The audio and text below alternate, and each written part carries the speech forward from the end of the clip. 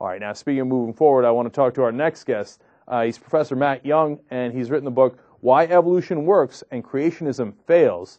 Professor Young, welcome to the Young Turks. Hi. Professor Young, I want to, why the focus on creationism failing?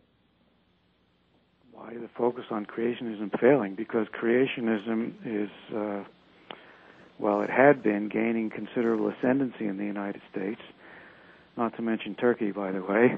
That's true, yeah. And if I may be completely honest, it's a bunch of baloney.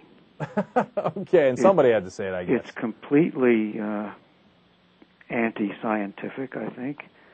If you accept creationism, at least the young Earth version of creationism, you have to deny virtually all of our sciences, geology, astronomy, cosmology, nuclear physics even. Professor Young, though, here's the thing. Look, I generally agree with you, but some people would say, and I think it's a fair question, okay, look, let's ignore the people who say that Eve came out of Adam's rib. And that obviously is not going to jive with science. But it's also probably a mistranslation of the Bible, by the way. It could entirely be. So, but let's talk about people who believe in evolution. Bill O'Reilly, of all people, said this the other day, but he believes that it was guided by God's hand and that it was intelligently designed that way. Why couldn't that be possible? It could be possible. It's just that there's not a shred of evidence to support that contention. All the evidence that we have suggests that it's a combination of, I don't want to oversimplify, but it's impossible not to, it's a combination of kind of random chance and deterministic laws. Well, you see, but they would say that's your religion, Professor Young. It's not a religion. They would say, look, you see random chance, I see Jesus Christ. Where's your evidence? Why are you demanding the evidence from me? My evidence is that he walked on water. He had these miracles, and he had witnesses to these miracles, and you have no evidence about, your random chance. Sure I do. What's that? If an organism like me was intelligently designed, I would not have a back that was designed for walking on four legs. It wouldn't hurt me at this very minute. I would probably not have hay fever. My family would not have countless autoimmune diseases, which we got from evolution by chance.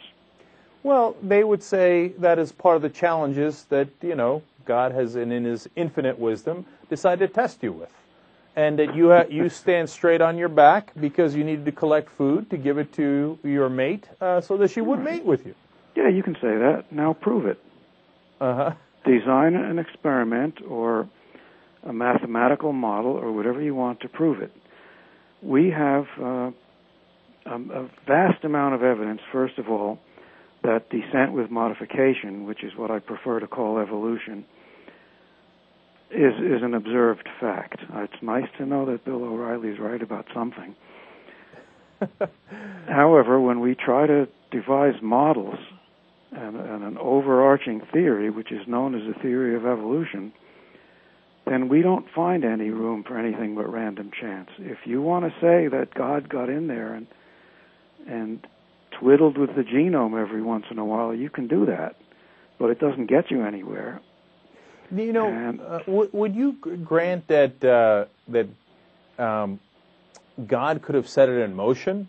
That He's not an active player? Yes, random chance seems to have, That's different. Yes, so it is different. And so would you grant that that's a possibility? Sure, it's a possibility. I don't happen to believe it's the case, but it's certainly a possibility. However, if you want to say that, you have to say then that God chose the fundamental physical constants, for example, to be exactly right so that life would happen. It's a very strange way to go about it. The genome is certainly not front-loaded in the sense that the very earliest creatures, I don't know what they are, we don't even know what they are, I suppose, they don't show any sign that they have our genes in them, the bacteria and so on. So explain why that's relevant. We're talking to Professor Matt Young. He's the author of Why Evolution Works and Creationism Fails. Co-author, actually. That's right, along with Paul Strode. Paul Strode. Yeah. You're both from Colorado. So front-loaded, I think that probably threw a lot of people for a loop. What do you mean by that?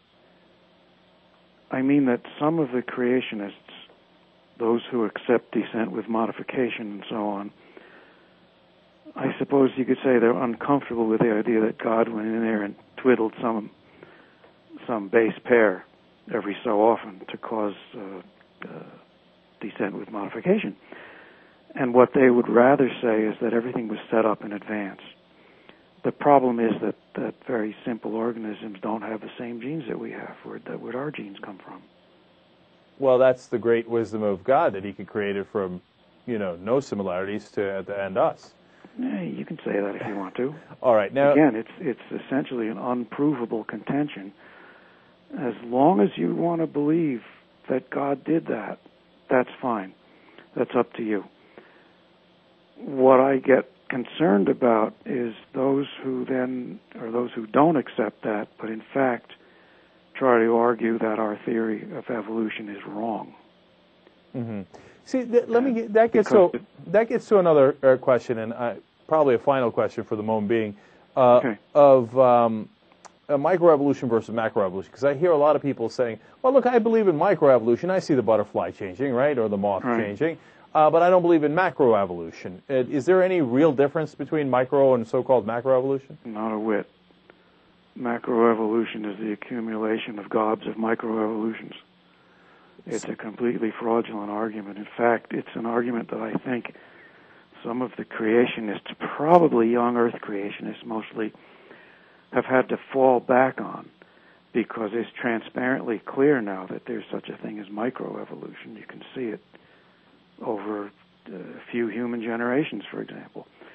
So they pretend that there's a difference between micro and macroevolution, and they claim that God created certain kinds.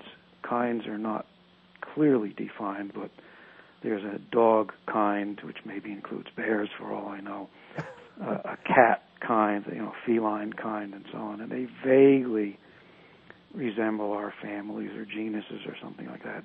And they claim, some of them, that you can have evolution within kinds, but that creatures can never break out of their kinds. The favorite line they use is that how come a dog never gives birth to a cat? Yeah, how come, Professor Young? Oh, I don't know. I'll have to work on that. Sometimes you get such utterly silly questions, it's almost impossible to answer them. The one response you'll get is, if humans evolved from apes, why are there still apes? Can you answer that one? Yes, because that line stayed as it was, and other lines evolved, and they changed. So you had two different lines. There's a better answer than that. If you evolved from your parents, how come there are still parents? Aha! Think about that. See, it makes no sense to ask a question like that, and they think it's a gotcha question. All right. Professor Matt Young, author of Why Evolution Works and Creationism Fails. Thanks for joining us on The Young Turks. Watch more clips at theyoungturks.com.